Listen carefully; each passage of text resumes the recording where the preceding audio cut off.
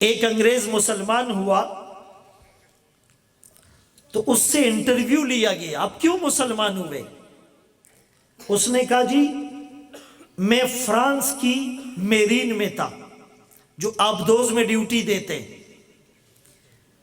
تو ساری زندگی میں نے سمندر کی تہ میں آبدوز میں گزاری تھی۔ میں جب ریٹائر ہوا تو مجھے شوق تھا کہ میں انجیل کو سٹڈی کروں، قرآن کو سٹڈی کروں، کمپیریزن کروں، مجھے پتا چلے کہ اللہ کی کون سی کتاب سچی ہے۔ میں نے انجیل کو سٹڈی کیا، اس کے اولڈ ٹیسٹمنٹ نیو ٹیسٹمنٹ کئی سو نسخے ہیں، کیتھولک ہیں، آرتھوڈوکس ہیں، پیوریٹن ہیں، پروٹیسٹنٹ ہیں۔ تو پھر میں نے قرآن کو سٹڈی کیا، قرآن کو سٹڈی کیا، ایک آیت پر میرے دماغ کی سوئی اٹک گئی، میں اس آیت پہ غور کرتا رہا، قرآن دل میں اترتا رہا اور دل کی دنیا روشن کرتا رہا اور میں مسلمان ہو گیا۔ کسی نے پوچھا کون سی آیت تھی؟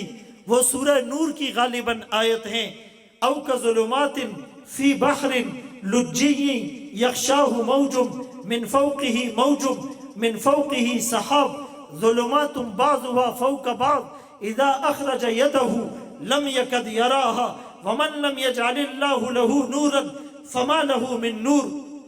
کہنے لگا میں نے آبدوز میں ڈیوٹی کی، سمندر کی تہ میں ڈیوٹی کی، تو سائنس نے سائنٹیفکلی اس کو پروف کیا کہ پوری دنیا میں جو سب سے زیادہ ڈارکنس ہوتی ہے، سب سے زیادہ اندھیرا ہوتا ہے، سب سے زیادہ تاریکی ہوتی ہیں، وہ سمندر کی تہ میں ہوتی ہیں۔ لیکن جب میں نے قرآن کو سٹڈی کیا، قرآن نے اس حقیقت سے پردہ 1400 سال پہلے اٹھایا۔ اس زمانے میں ٹیکنالوجی نہیں تھی، انسٹرومنٹ نہیں تھے، ایکوپمنٹ نہیں تھے، رصدگاہیں نہیں تھی، آلات نہیں تھے، اوزار نہیں تھے، سائنس نے ترقی نہیں کی تھی، ریسرچنگ ٹولز نہیں تھے۔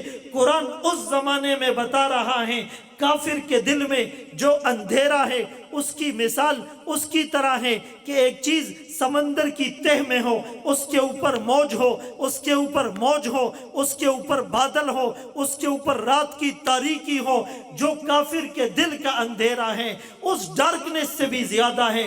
قرآن نے یہ جو منظر کشی کی اور 1400 سال پہلے کی، اور بغیر انسٹرومنٹ، ایکوپمنٹ اور آلات اور اسباب اور وسائل کی میرے دل نے گواہی دی، یہ کسی انسان کی کتاب نہیں ہو سکتی۔ وہ مسلمان ہو گئے۔